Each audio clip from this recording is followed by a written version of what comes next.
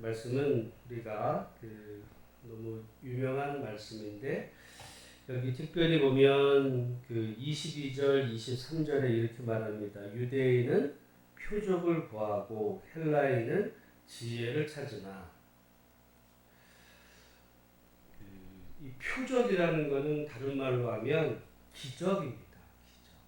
근데 기적과 표적은 조금 다른 부분이 있어요. 기적은 정말 우리가 상상하지도 못한 어떤 정말 기적적인 일, 그게 이제 기적이라면, 표적은 그냥 단순히 기적이 아니라 어떤 그 기적이 의미하는 그 중요한 이제 표시가 있어요. 예를 들어 우리가 하나님께서 이스라엘 백성들을 애굽에서 구원해 내실 때 홍해가 갈라졌다. 그건 기적이죠. 기적인데, 근데 그 홍해가 갈라진 어떤 그 놀라운 어떤 그런 그 기적적인 일에 대한 초점을 맞춰지는 게 아니라, 우리가 홍해가 갈라짐으로써 이스라엘 백성들을 애굽에서 구원해 내신 그 하나님의 사건과 일어난 그 기적적인 일을 이제 그 의미 부여할 때 그것이 표적이 되는 거예요. 그래서 예수님이 우리가 복음서에 보면 정말 기적 같은 일들을 많이 행하셨어요. 가령 예를 들어 우리가 보리떡 5개와 물고기 2마리로 오병이어로 그 남자만 5천 명을 이제 먹이셨다. 그건 기적이죠. 근데 성경은 그거를 표적이라고 했어요. 왜 표적이냐? 그냥 보리떡 5개, 물고기 2마리로 남자만 5천 명들이 놀라운 이런 일을, 와, 대단하다, 이런 얘기가 아니라, 바로 그 이야기는 하나님께서 이스라엘 백성들을 애굽에서 구원을 내실 때 그 광야에서 정말 먹을 것 없고 이제 죽을 수밖에 없는 그런 사람들에게 하나님께서 먹을 것을 베풀어 주셨던 그런 사건들, 과거 출애굽의 그 사건들을 그 광야에서 예수님이 그 백성들에게 이제 베푸시는 거기 때문에, 이스라엘 백성들은 그걸 통해서 야 저분 대단해, 와 예수님만 하면, 예수님은 손만 대면 그냥 막 기적을, 이런 얘기가 아니라, 이 기적을 베푸신 그 예수님을 통해서 하나님이 이제 과거에 그 광야 이스라엘에게 행하셨던 그 놀라운 사건을 기억하면서, 저 그 예수님을 정말 그 하나님의 능력이 되심을 이제 믿게 되는 이런 사건. 그러니까 표적은 단순한 어떤 기적적인 일이 아니라 그걸 통해서 하나님의 놀라운 또 구원 사건을 깨닫게 하는, 그거를 이제 표적이라고 합니다. 유대인은 표적을, 다른 말로 하면 여기 우리 큐티 제목에 보면 하나님의 능력을, 사실은 보면 유대인들은 언제나 어려운 상황에 있었잖아요. 어떤 종의 위치에서 구원을 받고, 그럴 때 애굽에서 자기네들이 힘으로 나온 게 아니라 하나님께서 정말 그 애굽에, 그게 일종의 또한 표적이기도 해요. 10가지 재앙들, 그걸 통해서 하나님의 구원에 내신 걸 보면, 유대인들 속에서는 항상 이 표적, 능력, 하나님의 능력을 구합니다. 근데 예수님은 우리가 잘 구분하셔야 되는데, 우리는 예수님이 어떤 능력의 주님이라고 믿잖아요. 아까도 말씀드린 것처럼 예수님 오병이어도 죽은 자도 살리시고 막 이러니까 능력의 주님이라고 그러는데, 여기 지금 23절에 보면 뭐라고 그러냐면, 같이 한번 읽어보겠습니다. 시작. 우리는 십자가에 못 박힌 그리스도를 전하니 유대인에게는 거리끼는 것이요 이방인에게는 미련한 것이로되. 유대인에게는 예수님의 십자가, 예수님의 십자가와 예수님이 자랑이 아니라 유대인에게는 어떻다는 거예요? 거리낀다는 게 뭐예요? 이게 이제 이 시험거리가 된다는 거예요. 시험거리. 아니, 예수님은 능력이잖아. 그러면 우리가 이제 이걸 보면 왜 제자들이 그 십자가를 앞에 둔 예수님을 다 도망쳤는지에 대한 답이 나와요. 그러니까 유대인들이 기대했던 거는 뭐냐면 능력이었어요, 능력. 하나님의 능력, 표적. 그래서 이제 예수님을 계속 괴롭혔던 많은 뭐 바리새인이나 이런 사람들도 예수님께 하늘로부터 그런 거 말고 하늘로부터 내려온 표적을 보여줘 우리에게. 표적을 계속 그들은 요구합니다. 근데 그거는 사실은 제자들도 마찬가지입니다. 그러니까 유대인들은 기본적으로 표적을 원해. 여러분 그 신앙들마다 나라들마다 민족들마다 예를 들어 뭐 습관도 있잖아요. 습관도 있어 사람들이 뭐 예를 들어 그 희한한 것 가운데 하나는 우리나라 사람들은 밥 먹을 때 젓가락하고 수저로 이렇게 뭐 먹고 이제 점잖게 먹지만 뭐 일본이나 또 중국에서는 밥 먹는 습관도 달라. 그냥 습관이요. 근데 이게 문화적인 습관만이 아니라 종교적인 습관도 달라. 종교적인 습관. 그러면 중국과 우리나라와 그리고 그 일본이 이게 종교적으로도 좀 달라. 같은 뭐 겉으로 보면은 다 동양 사람 다 같지만은 이 종교적인 성향이 다른데 유대인들은 그 능력을 구합니다. 근데 그래서 제자들이 바라봤던 예수님은 능력의 예수님이었어요. 근데 그분이 십자가에서 죽는다네? 그럼 어떻게 되는 거야? 십자가에서 죽는 거는 능력이 있는 거야? 무능력한 거야? 무능력한 거야. 그래 다 도망간 거예요. 예수님이 십자가 달렸을 때 그 대제사장과 조로가는 사람들 너 십자가 내려와봐.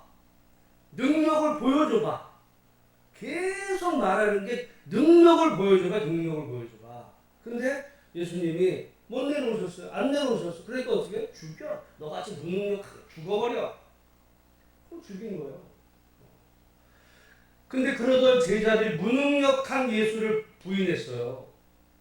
그리고 또한 그 시대 사람들은 제자들을 포함해서 나라를 잃은 우리나라 같은 경우 이제 일제 시대에 이렇게 우리나라 사람들처럼 나라를 잃고 살 때 이 예수님 같은 능력 있는 분이라면 이 나라를 정말 독립을 시켜줄 민족의 영웅이라고 생각하면서 따랐어요. 정말 능력자.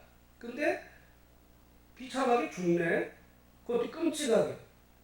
무능력한 저런 걸 내가 따랐어? 도망간 거예요. 근데 그러다가 그 주님이 부활을 하셨네.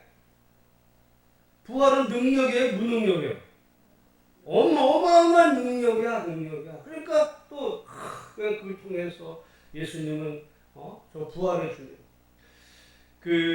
물론 그 안에 성령의 어떤 놀라운 역사도 있지만 그 사람들의 종교 성향은요 잘 안 바뀌어. 유대인들은 능력을 구해. 우리 안에 그런 건 없을까요? 사실 우리 기독교인들도 다 능력을 원해. 능력.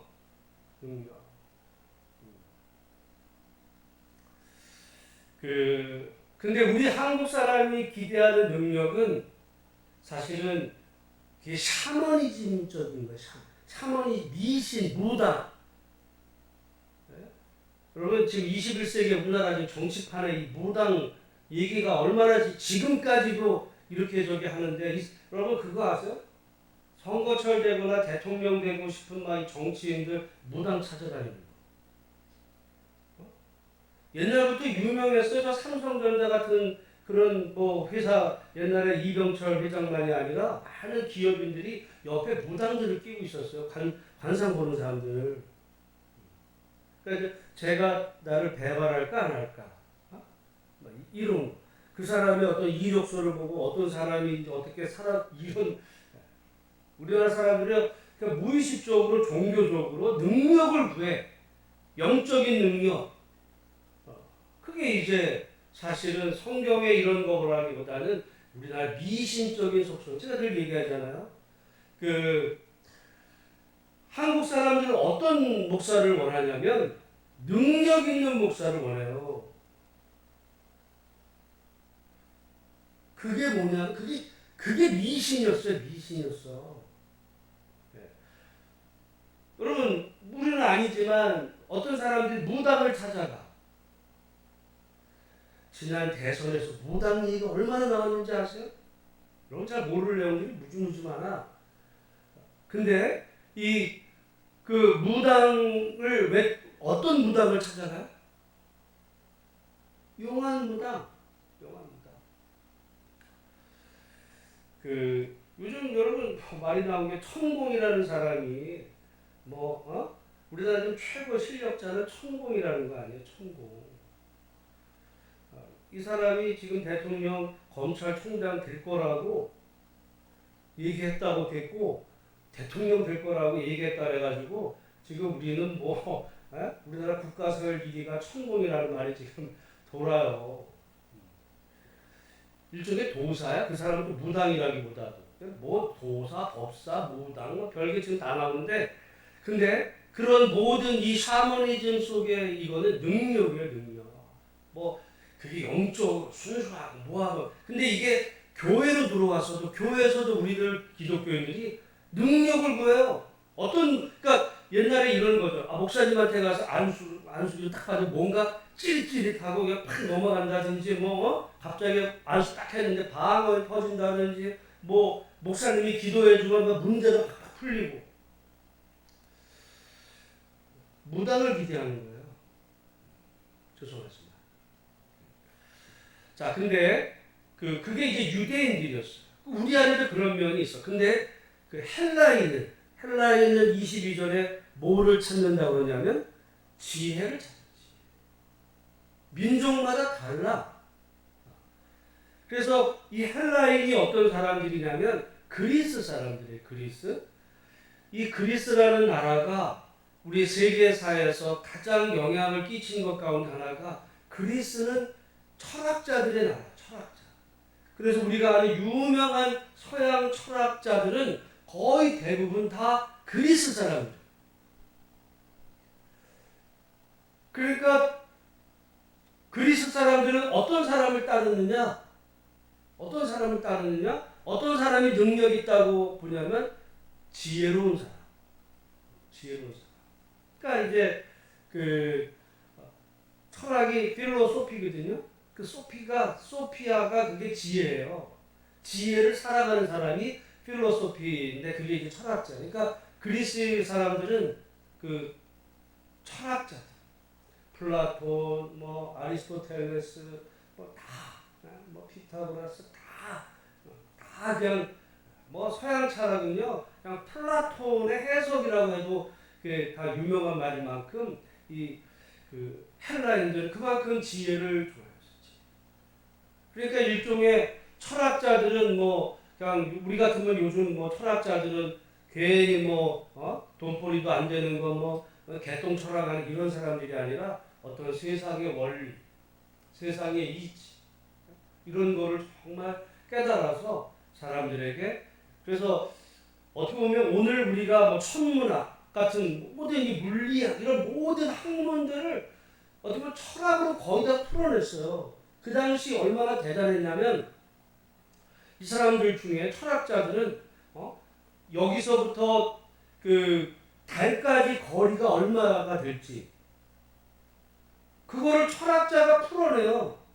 여기서 저 태양까지 거리가 얼마큼 될까? 우리가 사는 이 지구가 얼마나 클까? 이런 것도 계산하는 철학자들이 있어요. 대단한 지혜로운 거죠. 그러니까 그 헬라인들은 그 지혜를 구하는데 그 지혜를 구하는 그 헬라인들의 입장에서 예수님의 십자가는 어떻다는 거냐면 그건 미련한 거야. 미련해. 그러니까 예수님의 십자가가 유대인에게는 거리껴지는 거. 저 이렇게 무능력해. 그 걸림돌이 되고 헬라인에게는 그것이 미련한. 왜냐하면 그 사람들은 지혜를 구하니까 예수님의 십자가가 미련하게 보인다. 그런데 여기 지금 그러면서 이제 24절에 보면 오직 부르심을 받은 자들에게는 유대인이나 헬라인이나 그리스도는 하나님의 능력이요 하나님의 지혜다. 그리스도가 하나님의 능력이고 하나님의 지혜라는 말을 우리가 오해하면 안 돼요. 그러니까 오늘날 우리 한국 기독교인들이 이 말을 어떻게 또 받을 예수님은 하나님의 능력과 하나님의 지혜니까 예수님을 믿어서 우리가 능력을 받고 예수님을 통해서 우리가 지혜를 얻은 그래서 예수 믿으면 공부 잘하고 예수 믿으면 하나님의 능력으로 사업에 성공하고 예수님은 그 자체로 우리의 경배를 받으셔야 될 뿐이 아니라 예수님을 통해서 하나님의 지혜와 능력을 얻으려고 그래요. 이용하는 거죠. 예수님을 이용하는 거야. 마치 그게 이제 어떻게 보면 좀 약삭빠른 거예요. 그러라고 지금 예수를 예수를 믿는다면 예수님이 하나님의 지혜와 하나님의 능력이니까 이 세상 사람은 다 능력 좋아하고 지혜를 좋아하는 이 세상을 너희가 살지만 예수님이 하나님의 능력, 하나님의 지혜이니까 세상 사람들로부터 어리석다는 말을 듣거나 세상 사람들로부터 니들은 그렇게 무능해 라는 말을 들을지라도 그 예수님을 온전히 믿는 믿음으로 살아라 이런 얘기지. 예수님은 하나님의 지혜와 하나님의 능력이니까 예수 믿고 구원받고 그 다음에 이제 복받고 지혜롭고 공부 잘하고 그래서 교회 다녔더니 애가 머리가 좋아져요. 예수 믿으면 머리도 좋아져요. 응? 예수 믿으면 뭐 안 되는 사업도 잘 풀려요. 제가 볼 때는 그거는 거의 약을 파는 겁니다. 다 그래요? 그럼 예수 믿으면 다 부자가 돼? 그러면 그런 분이 있겠죠. 근데 예수를 믿었는데 어떤 사람이 늘 가난해. 예수를 믿는 어떤 학생이 정말 신실하게 믿는데 학교 성적이 안 올라. 그럼 예수 잘못 믿는 거예요? 그렇지 않아요. 하나님이 우리에게 원하시는 것은 정말 그리스도에 대한 전적인 믿음과 헌신과 충성이지 예수 믿고 하나님의 능력을 얻어서 뭐 성공하고 뭐 공부 잘하고 그래서 그거는 하나님을 이용하려고 하는 종교인의 성향이지 성경에서 말하는 바른 신앙은 아니다. 우리가 예수 믿어도요 가난할 수 있고 예수 믿어도 고난받을 수 있어요. 근데 이게 이제 제가 요즘 그 얘기를 하잖아요. 어떻게 보면 제가 철저히 반성하는 것 가운데 하나가 제가 왜 한국 교회가 이럴까? 왜 한국 교회 목사님이 왜 이랬을까? 잘 몰랐었어, 솔직히. 그게 단지 그냥 연세 드신 분들만 그러는 줄 알았는데 제가 보면 젊은 사람들도 똑같아. 도대체 왜 그럴까? 답을 알았어요. 답을 알고 보니까 대책이 없어. 나이 드신 분들만 그러고 젊은 사람들은 다르다면 희망이죠. 젊은 분들 돌아가시면 세상은 바뀔 거라고 생각. 제가 볼 때 지금 20, 30대 그들도 똑같을 수 있어. 지금 20, 30대 신학이 7, 80, 90대 목사님들하고 생각이 똑같을 수 있어. 왜? 그 신학을 배웠거든요. 안 바뀌어. 이게 이제 제 근본적인 제 고민에 대한 답이 그래서 내가 해야 될 일이 생겼다라고 정말 요즘 어떤 책을 읽으면서 제가 절감하게 되는데 근데 아무튼 오늘 이 본문의 말씀에 우리가 여러분 그런 얘기 좀 죄송한 얘기지만 지금 20대 전도사들이 꿈꾸는 교회가 어떤 걸 거라고 생각하세요? 지금 저기 어디 시골에서 개척을 하는 분들 모든 그게 전도사든 시골의 교회든 어디든 모든 사람들이 다 누구를 꿈꾸냐면 예를 들어 조용기 목사님이나 저기 그 오카는 목사님 같은 저 사랑의 교회 여의도 순도 그런 게 대형 교회 다 꿈꾸는 거예요.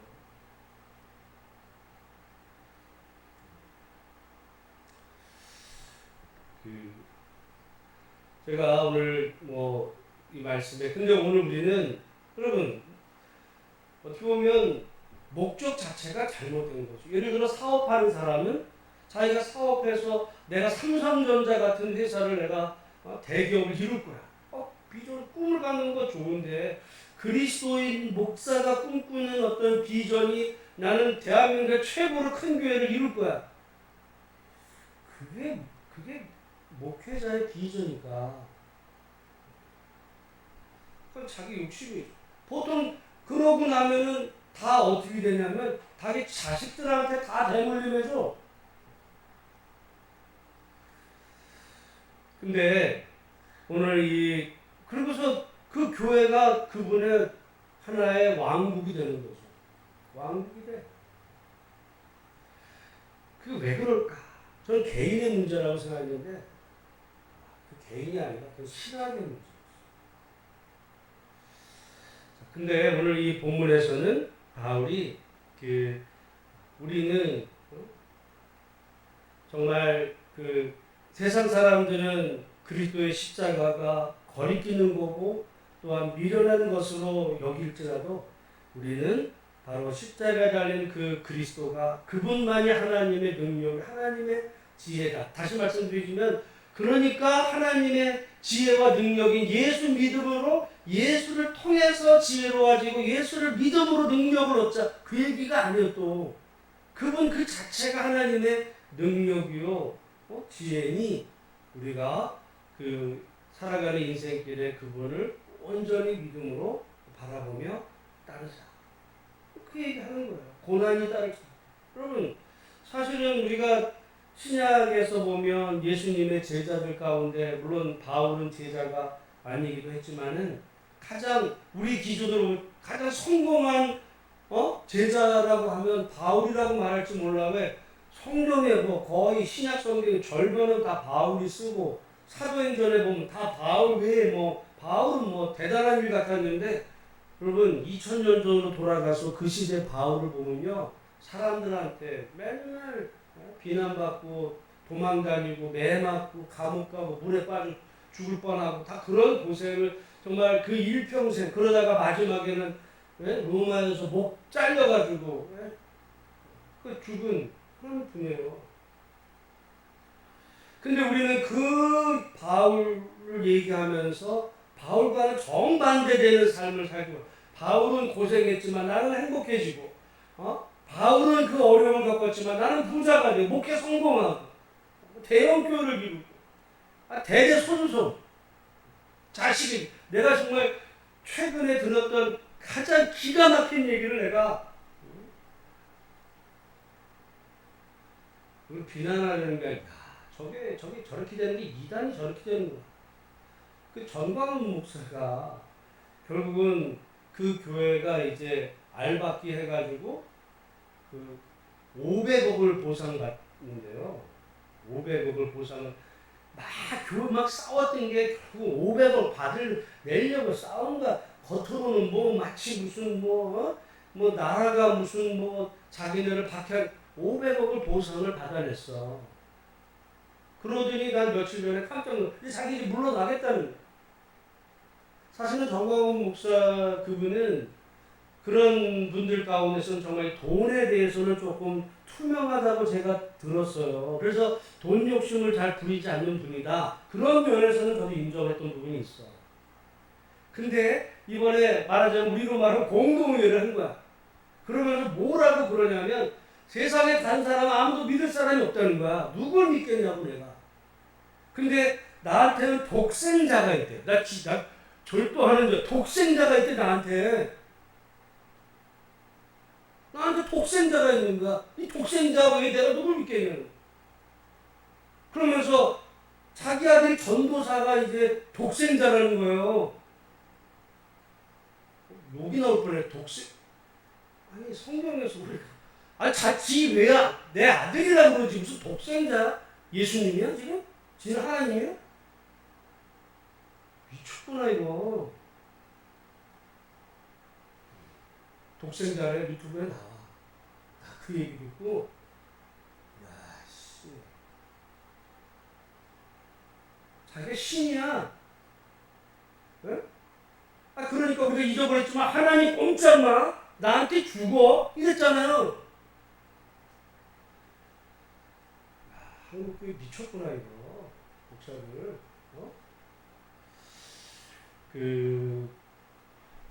거기까지 당대로 끝나면 얼마나 좋았겠어. 그래도 근데 자기 아들을 결국은 이제 세운다는 거예요. 내가 누굴 믿니? 누굴 믿어? 예수님을 믿어야지. 뭘 믿었어? 500억짜리 교회 지하도 주겠다는 거예요. 그게 목사야? 갑자기 그 보면서 이 돌아오는 주일이 그 2단 경계주일이에요. 그냥 경계주일. 2단이 별거야? 그래서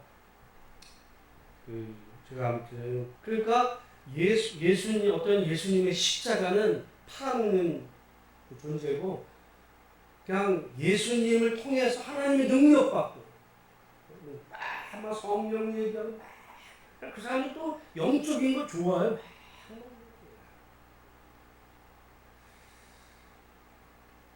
그게 성령일까? 네? 그런 의심만이 들어요. 그런 말을 하지? 독생자의 지아들이? 나중에는 뭐 자기 부인은 성모겠어 그냥. 그래서 이게 심각하다. 제가 오늘 우리가 예수님의 그 십자가 우리가 온전히 믿음으로 살아갈 때 세상에서는 미련하다 그러고 세상에서는 정말 뭐 무능력하다고 할지라도 우리는 정말 예수 그리스도를 순전한 믿음으로 따라가는 그런 하나님의 백성들이 되어야지. 예수님을 통해서 내가 부자가 되고 예수님을 통해서 내가 공부 잘하고 출세 지장하려고 지금 그러는 거지. 자기 자랑하는 거지. 뭐겠어. 그래서 제가 그 고민이 많아요. 근데 제가 볼 때 정광훈 목사님만 비난받을까? 사실은 모든 목사들이 다 그렇게 하고 싶은데 큰 교회 이런 분들은 다 지하를 주고 싶어 해. 왜? 자기 거를 생각하거든요. 근데 그럴 파워가 안 되고 영향력이 없으니까 못하지. 할 수만 있으면 자기 아들 주려고 다 그러고 자기 거니까. 왜 이렇게 됐을까? 옛날에는 그게 개인의 문제를 생각했다니까요. 그게 아니었어. 신학의 문제였어. 신학. 그래서 오늘 제가 그거를 유튜브로 하려고. 그러다 보니까 반발이 만만치 않을 수 있을 것 같아요. 많이 들으면. 근데 어떻게 보면 제 사명 같은 마음으로 하게 됐습니다. 그래서 여러분 오늘 기도하실 때 우리가 예수님은 정말 예수님의 그 십자가 무능력하게 보이고 미련하게 보일지라도 우리는 그분을 신실하게 따라가면서 세상에서 뭐 인정 많이 못 받는다 할지라도 우리가 뭐 성공의 길을 걷자고 예수 믿는 게 아니라 옳은 길을 걷는 옳은 길. 그것이 의의 길이고 주님을 따르는 길이라는 걸 생각하면서